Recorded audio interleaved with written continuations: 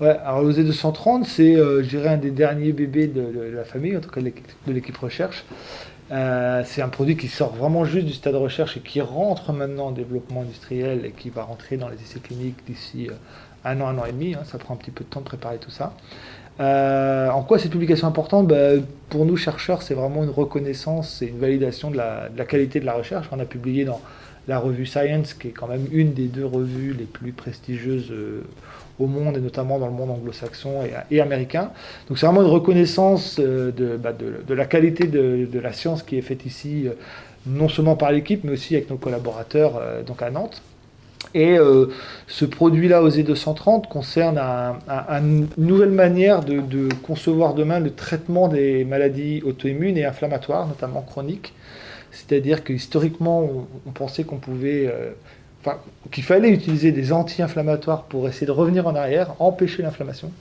Et on a découvert ces dernières années qu'il y a des voies biologiques actives qui activement résolvent l'inflammation. Et ces voies-là sont déficientes chez les malades qui ont des inflammations chroniques, comme la maladie de Crohn, la sclérose en plaques, le diabète de type 1.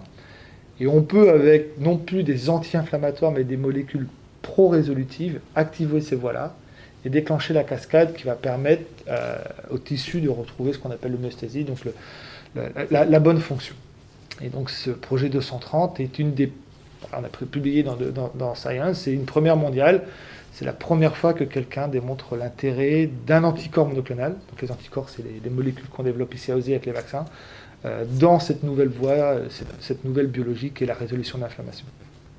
On est à peu près sûr que ce fameux variant dit anglais, le B117, devrait être assez vite bloqué par les vaccins actuels, c'est en tout cas ce qu'on a vu en Israël ou ce qu'on peut voir ailleurs, et ce qu'on peut voir en laboratoire. La question est, on sait qu'il y a déjà une diminution d'efficacité, en tout cas en laboratoire, contre d'autres variants, le fameux dit brésilien, sud-africain. Est-ce que ces variants-là vont prendre le dessus parce que les vaccins ne sont pas suffisamment efficaces contre eux?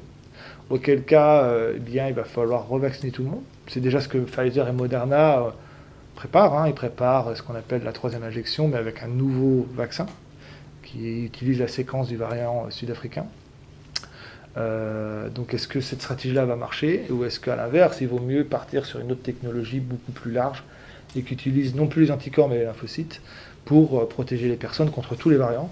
Nous, c'est ce qu'on souhaite faire, c'est donner une protection large contre tous les variants et durable, qu'une fois qu'on ait reçu une ou deux doses, on soit débarrassé.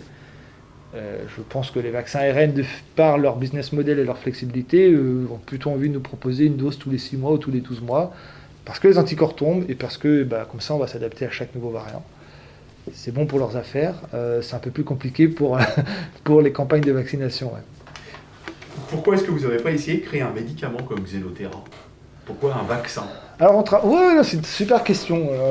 Plusieurs sociétés, notamment américaines, ont travaillé sur, alors pas les approches polyclonaux comme etc., sur les approches monoclonaux. Les polyclonaux ont pas mal d'avantages, hein, justement, pour éviter cet échappement aux anticorps. Quand vous attaquez le virus à plusieurs endroits de la protéine, vous avez moins de risque d'échapper que si vous avez une seule approche. Nous, on est une société spécialisée à la fois dans la vaccination à la lymphocyté et à la fois dans les anticorps monoclonaux, pas polyclonaux comme etc. On n'a pas jugé comment dire, je dirais le besoin, en tout cas l'utilité de mettre en marche un projet sur cette approche-là. D'une part parce que on a aussi anticipé, il faut jamais raison, ces mutations dans la spike et qu'on pourrait faire un anticorps et qu'une fois arrivé au bout des essais cliniques, il est déjà obsolète. Et d'autre part parce qu'on sait que pour faire ça, il faut être très très très très rapide, très réactif pour créer un médicament et non plus un vaccin. Et on n'était clairement pas en position de faire face aux milliards injectés aux États-Unis. Et donc on n'aurait pas pu avoir cette réactivité, cette rapidité, quoi.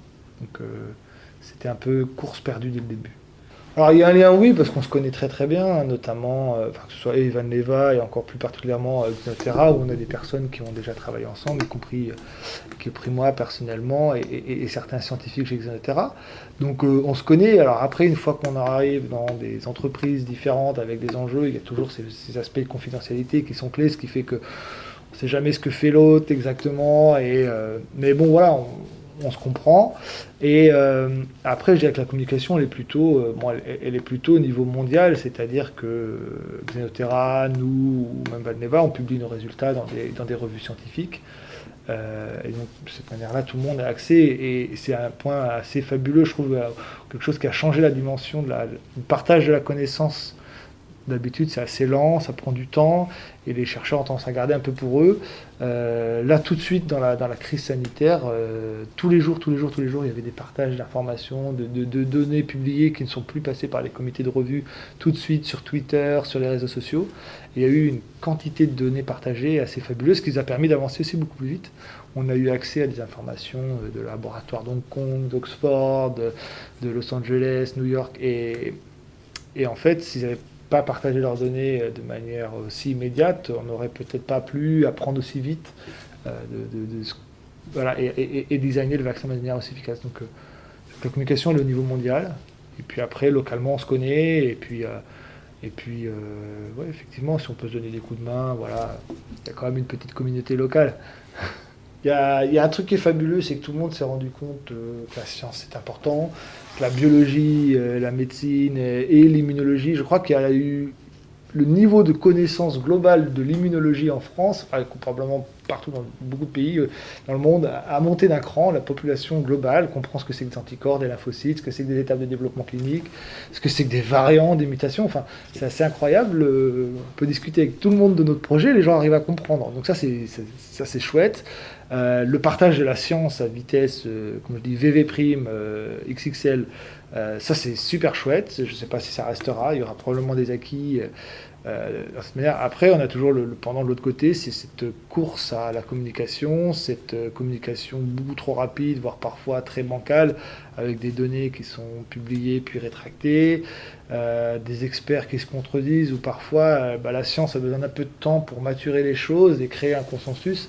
Et c'est vrai que de l'autre côté, il y a aussi des citoyens qui parfois sont perdus, quoi, et ne comprennent pas forcément que il n'y a pas une vérité unique, et il y a parfois plusieurs avis où tout le monde a peut-être raison et tort en même temps, et à un moment donné, quand la science a maturé suffisamment, il y a un niveau de consensus qui sort. Le fait que ce soit exposé comme ça dans les médias, et parfois utilisé ou manipulé y compris par les scientifiques ou les médecins eux-mêmes, je ne pense pas que ça serve toujours la science, ça c'est clair. Ok. Malheureusement.